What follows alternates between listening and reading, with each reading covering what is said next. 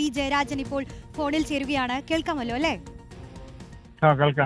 വളരെ പ്രധാനപ്പെട്ട ഒരു വിധിയാണ് വന്നിരിക്കുന്നത്. പത്മരാജന് മരണം വരെ ജീവപര്യന്തം വിധിച്ചിരിക്കുന്നു കോടതി. താങ്കൾക്ക് എന്താണ് പ്രതികരിക്കാനുള്ളത്?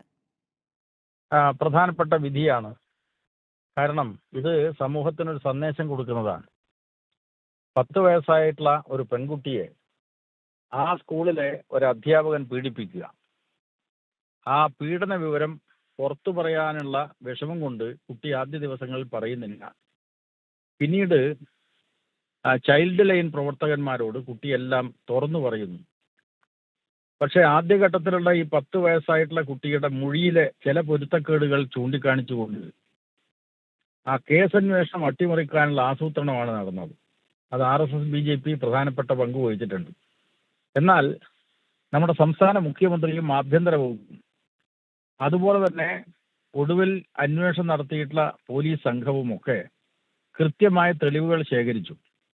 ഇതിൽ കേരളത്തിലെ ഈ SDPI, മുസ്ലിം ലീഗ്, കോൺഗ്രസ് ഒക്കെ പാലത്തായി പീഡന കേസിന്റെ കാര്യം പറഞ്ഞുകൊണ്ട് ഗവൺമെന്റിനെതിരായിട്ടും CPM-എതിരായിട്ടും വലിയ പ്രചാരണങ്ങളും പ്രക്ഷോഭങ്ങളും നടത്തിയിരുന്നു എന്ന കാര്യം കൂടി ഇത്തരണത്തിൽ ഓർക്കേണ്ട കാര്യമാണ്. പാലത്തായി കേസിന്റെ പ്രതിയെ രക്ഷപ്പെടുത്താൻ വേണ്ടി CPM-ഉം BJP-യും തമ്മിൽ ഡീൽ എന്ന പ്രചരണമാണ് ലീഗും കോൺഗ്രസും SDPI-യും ഒക്കെ ഏറ്റെടുത്തത്. പക്ഷെ അതിൽ യാതൊരു വസ്തുതയില്ല എന്ന് തെളിഞ്ഞല്ലോ. കാരണം ഒടുവിൽ അന്വേഷണ സംഘത്തിന് നേതൃത്വം കൊടുത്ത പോലീസ് ഉദ്യോഗസ്ഥന്മാർ കൃത്യമായി തെളിവുകൾ കണ്ടെത്തി. പ്രോസിക്യൂഷൻ അതൊക്കെ കോടതിയിൽ സമർപ്പിച്ചു.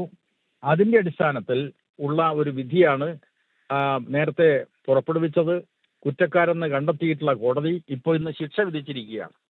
ഇത് തീർച്ചയായിട്ടും മാതൃകാപരമായിട്ടൊരു വിധിയാണ്. നല്ലൊരു സന്ദേശം സമൂഹത്തിന് കൊടുക്കുന്നതാണ്. ചെറിയ കുട്ടികളുടെ മൊഴിയെ അടിസ്ഥാനപ്പെടുത്തി കൃത്യമായിട്ടുള്ള തെളിവുകൾ കണ്ടെത്താൻ കേരളത്തിലെ പോലീസ് സംഘത്തിന് മികവാർന്ന പ്രവർത്തനം നടത്താൻ കഴിഞ്ഞു എന്നാണ് തെളിയിച്ചിട്ടുള്ളത്. ശ്രീ പി ജയരാജൻ, ഞാനൊന്ന് ഇടപെട്ട് ചോദിക്കുകയാണ്. കുറച്ചു മുൻപ് ഉദ്യോഗസ്ഥന്റെ പ്രതികരണം അടക്കം വരുമ്പോൾ അദ്ദേഹം ചൂണ്ടിക്കാണിച്ചൊരു വിഷയമാണ് ഞാൻ ചോദിക്കുന്നത്. ഇപ്പോൾ പോക്സോ കേസുകളിൽ അന്വേഷണ സംഘം തന്നെ പ്രത്യേകമായി ശ്രദ്ധിക്കേണ്ട ഒരു കാര്യങ്ങളുണ്ട് എന്ന് അദ്ദേഹം പറയുകയായിരുന്നു. ഇപ്പോൾ നമുക്കറിയാം, ഈ കേസിന്റെ നാൾ വഴി എടുത്തു നോക്കുമ്പോൾ തന്നെ ആ ഒരു ഇടക്കാല ഉത്തരവ്, അതിനുശേഷം 3 മാസത്തിന് ശേഷം പ്രതി പുറത്തിറങ്ങുന്നതാണ് നമ്മൾ കണ്ടത്. മാത്രമല്ല, ക്രൈംബ്രാഞ്ച് DIG-യുടെ ഒരു ഫോൺ സംഭാഷണമൊക്കെ അന്ന് വിവാദമായി മാറുന്നു. പിന്നെ അന്വേഷണ സംഘത്തിലേക്ക് ഒരു സ്ത്രീ ഉദ്യോഗസ്ഥയെ ചേർക്കുന്ന ഒരു സാഹചര്യമൊക്കെയാണ് കണ്ടത്. അപ്പോൾ ഇത്തരം കേസുകളിൽ അന്വേഷണ സംഘം കുറച്ചുകൂടി ജാഗരൂകരായിരിക്കുകയും കൃത്യമായ രീതിയിൽ തന്നെയുള്ള അന്വേഷണം നടത്തുകയും വേണ്ടതില്ലേ?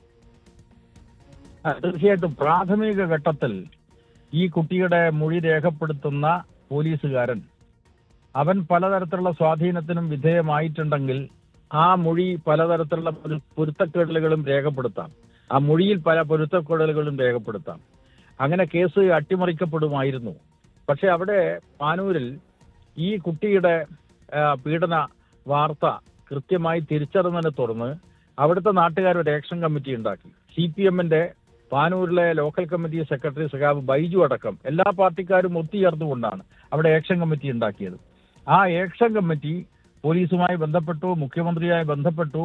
അതിനെ തുടർന്നാണ് ആദ്യഘട്ടത്തിലുള്ള ചില വഴിതെറ്റലുകൾ ഒഴിവാക്കിക്കൊണ്ട് കൃത്യമായിട്ടുള്ള ഒരു അന്വേഷണം പോലീസിന് നടത്താൻ ഇടയായത്. ഒടുവിൽ അന്വേഷണം നടത്തിയിട്ടുള്ള പോലീസ് സംഘം അവരാണ് കുറ്റപത്രം സമർപ്പിച്ചിട്ടുള്ളത്.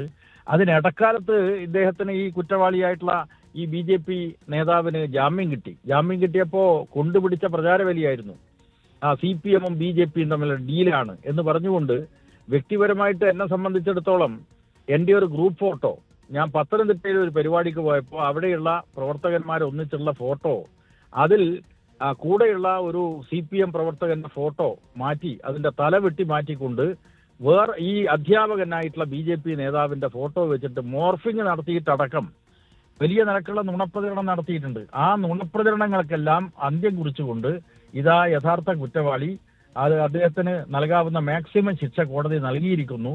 അതുകൊണ്ട് മാതൃകാപരമായിട്ടുള്ള ഒരു ശിക്ഷയാണ് ഇപ്പോൾ പ്രഖ്യാപിച്ചിട്ടുള്ളത്.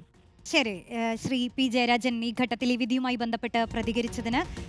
ഈ വിധി എന്തായാലും ഒരു സന്ദേശം, നല്ല സന്ദേശം തന്നെയാണ് നൽകുന്നതെന്നാണ് അദ്ദേഹം പറയുന്നത്. മാത്രമല്ല, ആ സമയത്തുണ്ടായിരുന്ന രാഷ്ട്രീയ പ്രത്യാരോപണങ്ങളെക്കുറിച്ചും അദ്ദേഹം പ്രതികരിക്കുകയുണ്ടായി. നിർണായകമായ വിധി വന്ന സമയമാണ്. പത്മരാജന് മരണം വരെ ജീവപര്യന്തം എന്നുള്ളതാണ് കോടതി ശിക്ഷ വിധിച്ചിരിക്കുന്നത്.